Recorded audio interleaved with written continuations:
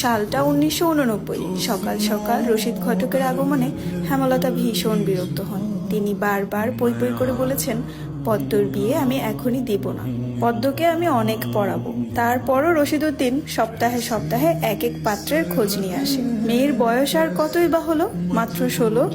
শামসুল আলমের মেয়ের বিয়ে হয়েছে 24 বছরে, পদ্মর বিয়েও তখনই হবে। পদ্মর বিয়ে হবে পদ্মর পছন্দ মতো। হেমলতা রশিদ উদ্দিনকে দেখেও না দেখার ভান ধরলেন। রশিদ একদলা থুতু ফেললেন উঠোনে। তারপর হেমলতার উদ্দেশ্যে বললেন, বুঝছো পদ্মের মা, এইবার যে পাত্র আনছি একবারে খাঁটি হীরা। তারপর হেমলতা বিরক্ত ভরা কণ্ঠে জবাব দিলেন, আমি আমার মেয়ের জন্য এখনই পাত্র চাইনি। তবুও বারবার কেন আসেন আপনি? যুবতী মাইয়া ঘরে রাখুন বালা না। তারপর হেমলতা বললেন, মেয়েটা তো আমার, আমাকেই বুঝতে দেন না। হেমলতার কণ্ঠে বিরক্তি ঝরে পড়ছে। রশিদ অনেক চেষ্টা করেও সুবিধা করতে পারলেন না। ব্যর্থ থমথমে মুখ নিয়ে সড়কে পা রাখেন। প্রতিদিনই কোনো না কোনো পাত্র এসে হাতে টাকা গুজে দিয়ে বলবে, মোর্শেদের বড় ছেলেটারে চাই। রশিদ নিজে নিজে বিড়বিড় করে আওড়ান, গ্যারামে কি আর কোনো সেরি নাই? এই একটা সেরিরেই কেন সবার চোখে পড়তে হইব?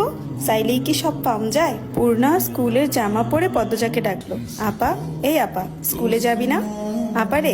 পদ্মজা পিট পিট করে চোখ খুলে কোনো মতে বলল, না। পরপরই চোখ বুজে ঘুমে তলিয়ে গেল। পূর্ণা নিরাশ হয়ে মায়ের রুমে আসে। আম্মা, আপার কি হইছে, স্কুলে যাইব না? হেমলতা বিছানা ঝাড়া রেখে পূর্ণার দিকে কড়া চোখে তাকান। রাগী স্বরে বলেন, যাইব কি, যাবে বলবি। পূর্ণা মাথা নত করে ফেলল। হেমলতার করা আদেশ, মেয়েদের পড়াশোনা করাচ্ছি, অশুদ্ধ ভাষায় কথা বলার জন্য নয়, শুদ্ধ ভাষায় কথা বলতে হবে। পূর্ণা মাথা নত করে দেখে হেমলতা তৃপ্তি পান। তার মেয়েগুলো মন্যতা চিনে খুবই অনুগত। তিনি বিছানা ঝাড়তে ঝাড়তে বলেন, পদ্মের শরীর ভালো না, সারা রাত পেটে ব্যথায় কাঁদছে, থাকুক, ঘুমাক। পূর্ণার কিশোরী মন বুঝে যায় পদ্মজা কিসের ব্যথায় কেঁদেছিল। সে রাতে নানাবাড়ি ছিল বলে জানতো না, ভোরেই চলে এসেছে। নানাবাড়ি হেঁটে যেতে 5 মিনিট লাগে। পূর্ণাকে চুপচাপ দাঁড়িয়ে থাকতে দেখে হেমলতা বলেন, তুই যা, মাথা নিচু করে যাবি, মাথা নিচু করে আসবি। আচ্ছা আম্মা। পূর্ণা রুমে এসে আয়নার সামনে দাঁড়ালো, নিজেকে খুঁটিয়ে খুঁটিয়ে দেখলো। এরপর গত মাসে মেলা থেকে আনা লাল লিপস্টিক গাঢ় করে ঠোঁটে মাখে। 14 বছরের পূর্ণা ইদানিং খুব সাজতে ইচ্ছে করে। হেমলতা সেজেগুজে স্কুলে যাওয়া পছন্দ করেন না বলে পূর্ণা আগে থেকে লিপস্টিক মাখেনি। টিনের দেয়ালে কাঠের ঘড়ির কাঁটায় 10টা বাজলো মাত্র, এখনো পদ্মজা উঠল না। হেমলতা মেয়েদের রুমে ঢুকেন। পদ্মজা 2 হাত ভাঁজ করে ঘুমাচ্ছে। জানালার পর্দা ভেদ করে আসা আলতো পেলব রৌদ্রের স্পর্শে পদ্মজার মিশ্রণ, পাতলা ঠোঁট, ফর্সা ত্বক চিকচিক করছে। হেমলতা বিসমিল্লাহ বলে 3 বার ফু দেন মেয়ের শরীরে। গুরুজনরা বলেন, মায়ের নজর লাগে বেশি, নজর কাটাতে বিসমিল্লাহ বলে ফু দিতে হয়। হেমলতার মায়া লাগছে পদ্মজার ঘুম ভাঙাতে, তবুও আদুরে গলায় ডাকলেন, পদ্ম, এই পদ্ম। পদ্মজা চোখ খুলে মাকে দেখে দ্রুত উঠে বসেন। যেদিন ঘুম থেকে উঠতে দেরি হয় সেদিনই হেমলতা ডেকে তুলেন। পদ্মজা অপরাধী কণ্ঠে প্রশ্ন করল, বেশি দেরি হয়ে গেছে আম্মা? হেমলতা বলেন, সমস্যা নেই, মুখ ধুয়ে খেতে আয়। পদ্মজা দ্রুত কলপারে গিয়ে ব্রাশ করে মুখ ধৌত করে। হেমলতা শিক্ষকের মেয়ে, তাই তার মধ্যে নিয়ম নীতির প্রভাব বেশি। মেয়েদের শক্তপোক্ত নিয়মে রেখে বড় করেছেন। পদ্মজা রান্নাঘরে ঢুকে দেখলো প্লেটে খাবার সাজানো। সে মৃদু হেসে প্লেট নিয়ে টেবিলে গিয়ে বসলো। তখন হেমলতা আসেন। পদ্ম দ্রুত ওড়না দিয়ে মাথা ঢাকে।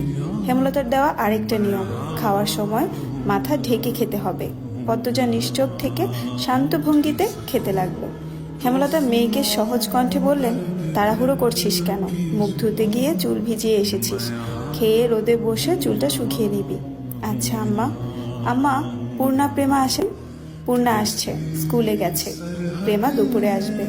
আম্মা, আব্বা কবে আসবেন? পদ্মজার প্রশ্নে হেমলতা দাঁড়িয়ে পড়লেন।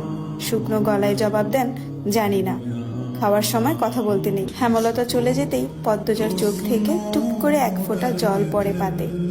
পদ্মজা দ্রুত হাতের উল্টো পাশ দিয়ে চোখের জল মুছে।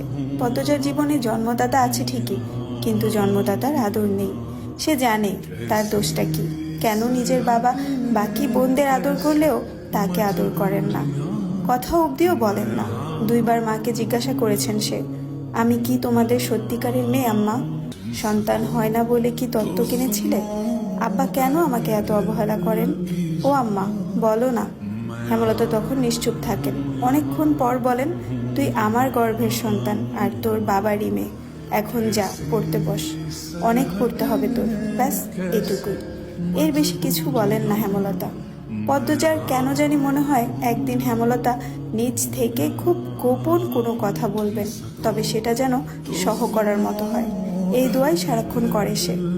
এত কি ভাবছিস, তাড়াতাড়ি খেয়ে ওঠ। হেমলতার কথায় পদ্মজার ভাবনার সুতো ছিঁড়ল। দ্রুত খেয়ে ওঠে। আজ আমের আচার বানানোর কথা ছিল। সন্ধ্যা কাটতেই বিদ্যুৎ চলে গেল। কয়েক মাস হলো গ্রামে বিদ্যুৎ এসেছে। 8 গ্রাম মিলিয়ে অলন্দপুর। তাদের গ্রামের নাম আটপাড়া। প্রতিদিন নিয়ম করে সন্ধ্যা রাত থাকে 3 ঘন্টা গ্রাম অন্ধকারে তলিয়ে। আর সারাদিন তো বিদ্যুতের নামগন্ধও থাকে না। বিদ্যুৎ দিয়ে লাভটা কি হলো? পদ্মজা, পূর্ণা, প্রেমা 3 বোন একসাথে পড়তে বসেছিল। বাড়ি অন্ধকার হতেই 9 বছরের প্রেমা খামচে ধরে পদ্মজার ওড়না। পদ্মজা মৃদু স্বরে ডাকলো, আম্মা, আম্মা, আয়, টর্চ নিয়ে আয়, যা। হেমলতা আহ্বানে পদ্মজা উঠে দাঁড়ালো। প্রেমা অন্ধকারে খুব ভয় পায়। পদ্মজার ওড়না ছেড়ে পূর্ণার হাত চেপে ধরে।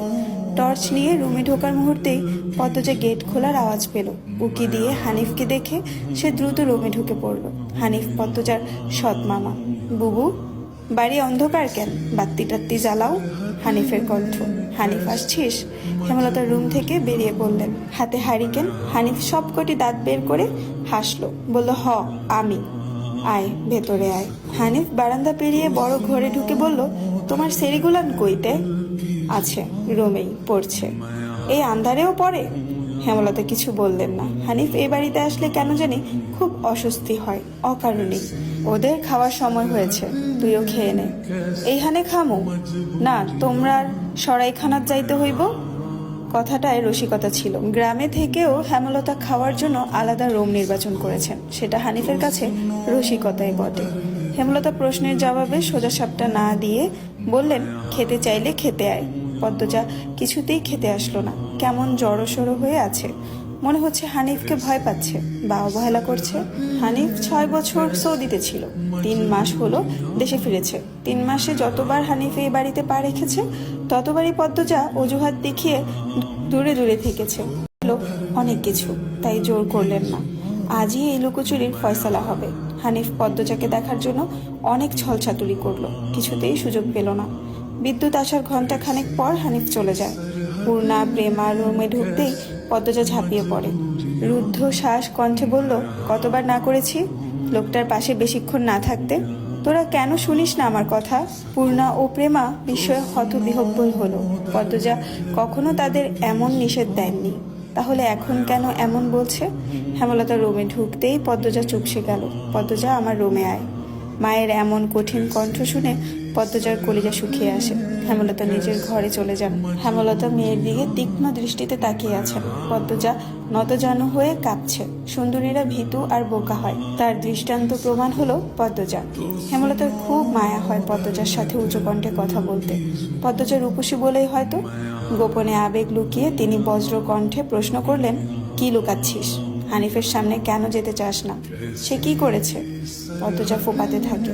হেমলতা সেকেন্ড কয়েক সময় নিয়ে নিজেকে সামলান। কণ্ঠ নরম করে বলেন, হানিফ ধরিবাজ লোক, সৎ ভাই বলে বলছি না। আমি জানি তার ব্যাপারে যে কোনো কথা আমার বিশ্বাস হবে। তুই বল, কি লুকাচ্ছিস? মায়ের আদরে কণ্ঠে পদ্মজা আচমকা বাঁধ ভাঙা নদীর মতো হু হু করে কেঁদে উঠল।